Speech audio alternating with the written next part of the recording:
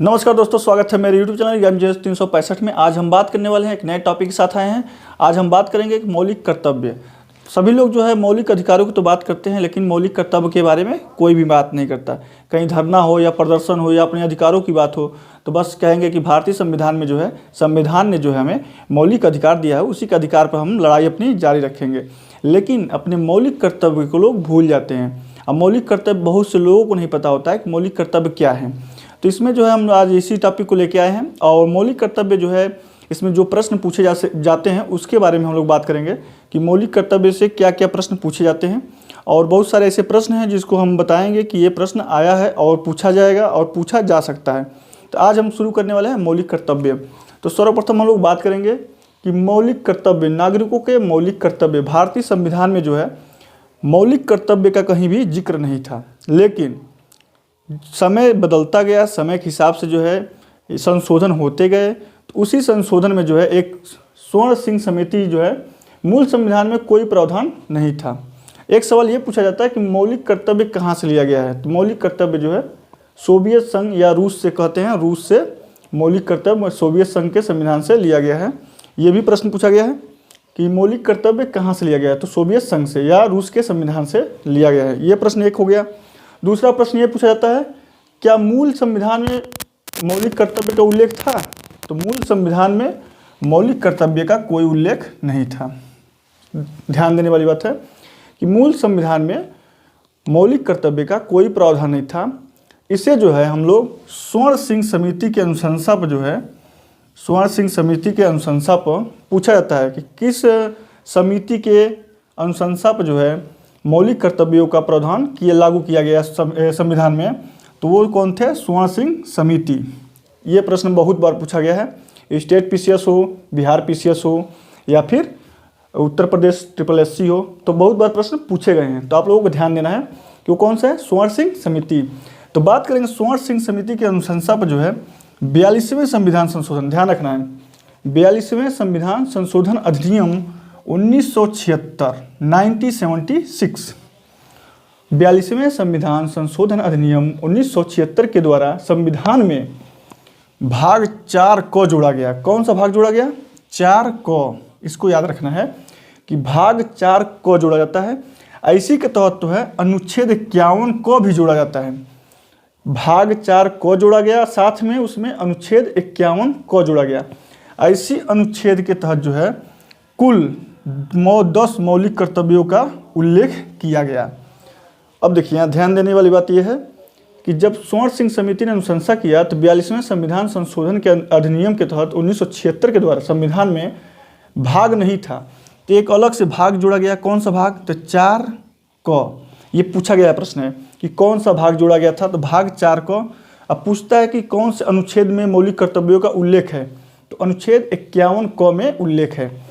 तो फिर उसके बाद पूछता है कि कुल मौलिक कर्तव्य कितने थे उस समय। तो उस समय जो थे 10 मौलिक कर्तव्य जोड़े गए थे, 10 मौलिक कर्तव्य जोड़े गए। फिर प्रश्न ये पूछता है कि 10 मौलिक कर्तव्य जोड़े गए, 11वां मौलिक कर्तव्य कब जोड़ा गया, 11वां मौलिक कर्तव्य कब जोड़ा गया। तो 86वें संविधान संशोधन अधिनियम संशोधन के द्वारा 2002 में 11वां मौलिक कर्तव्य जोड़ा गया। 11वां मौलिक कर्तव्य सबसे इम्पोर्टेंट कर्तव्य है, जिसमें यह कहा जाता है कि माता पिता को अपने 6 से 14 वर्ष तक के बच्चों को जो है शिक्षा प्रदान करने का कर्तव्य होगा। कोई भी माता पिता है वो 6 से 14 वर्ष तक के बच्चों को जो है निःशुल्क जो है अपने शिक्षा प्रदान करने का उनका एक कर्तव्य है। ये भी संविधान में उल्लेख किया गया है कि मौलिक कर्तव्य है आपको 6 से 14 वर्ष तक के बच्चों को जो है मुफ्त शिक्षा देना है। उसके बाद से इस समय जो है वर्तमान में कुल मौलिक कर्तव्यों की संख्या कितनी हो गई है, 11। पहले कितने थे, स्वर्ण सिंह समिति जब अनुशंसा की तो उस समय 10 मौलिक कर्तव्य जोड़े गए थे।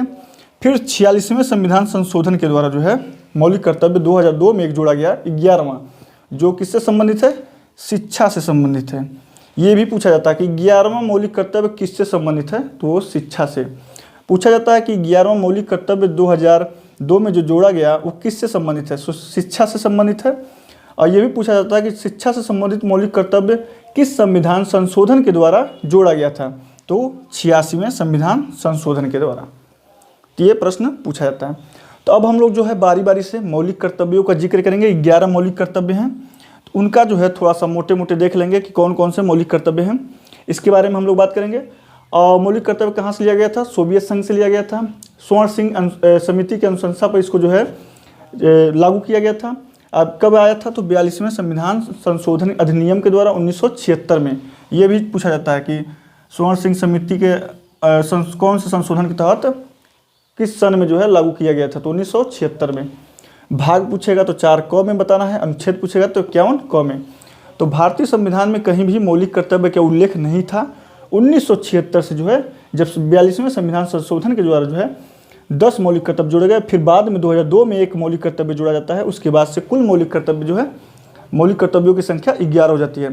तो वर्तमान में पूछेगा कि मौलिक कर्तव्यों की संख्या कितनी है? तो 11 बताना है आपको कि कुल मौलिक कर्तव्यों की संख्या इसमें वर्तमान में 11 है।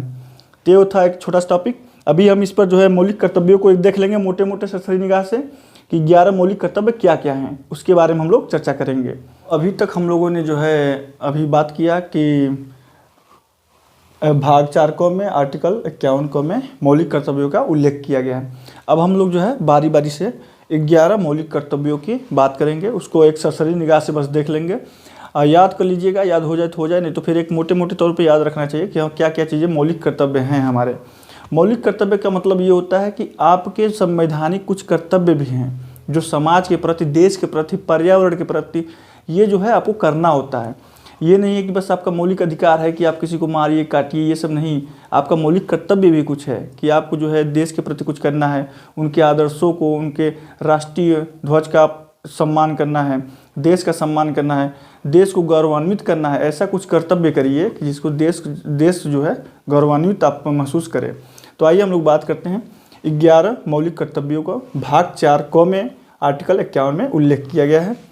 तो सबसे पहला हमारा बात है, पहला मौलिक कर्तव्य क्या है? पहला मौलिक कर्तव्य संविधान का पालन करें, उसके आदर्शों, संस्थाओं, राष्ट्र ध्वज, देखिए राष्ट्र ध्वज और राष्ट्रगान का क्या करें? आदर करें। पहले में ही लिखा गया है कि संस्थाओं का भी आपको क्या करना है? आदर करना है।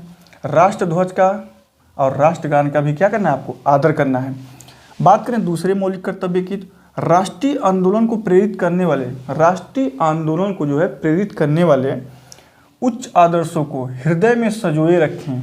मतलब जो राष्ट्रीय आंदोलन को प्रेरित करने वाले जो शब्द हैं उनको जो है आप अपने हृदय में संजोए रखें। हम जैसे कहते हैं इंकलाब जिंदाबाद, भगत सिंह अमर रहें, ये सब वही तो हैं।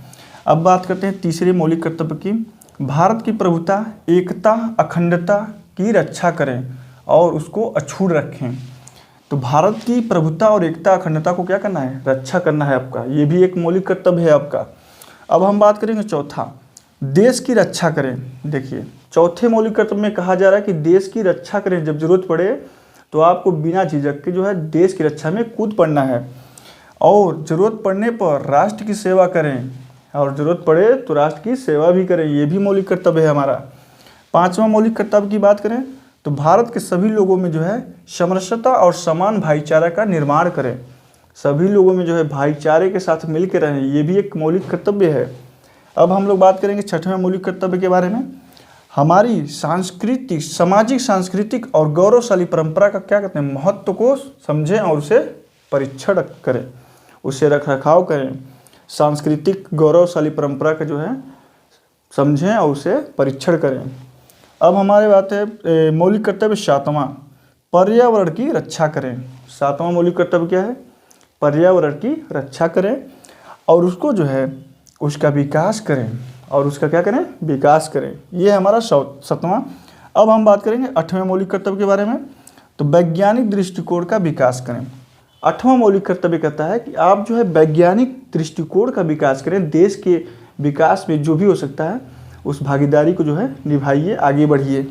अब हमारा नौवां मौलिक कर्तव्य कहता है सामाजिक संपत्ति, सार्वजनिक संपत्ति को जो है सुरक्षित रखें। सार्वजनिक संपत्ति जैसे बस अड्डे, हवाई अड्डे, रेलवे, ये सब सार्वजनिक संपत्ति है ना। तो इन सब को जो है आपको क्या करना है? किसी भी प्रकार का हिंसा न करें, उसका जो है सार्वजनिक संपत्ति को जो है सुरक्षित रखें और हिंसा से क्या करें? दूर रहें। ये हमारा नौवां मौलिक कर्तव्य है। अब हम लोग बात करते हैं 10वें मौलिक कर्तव्य के बारे में।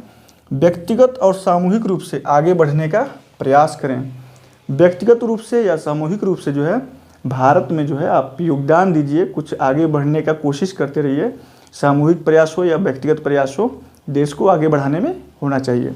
लास्ट और अंतिम जो है ये जो है 86वें संविधान संशोधन के द्वारा जो है जोड़ा गया था कि 6 से 14 वर्ष तक के बच्चों को जो है माता पिता को जो है शिक्षा का अवसर प्रदान करें।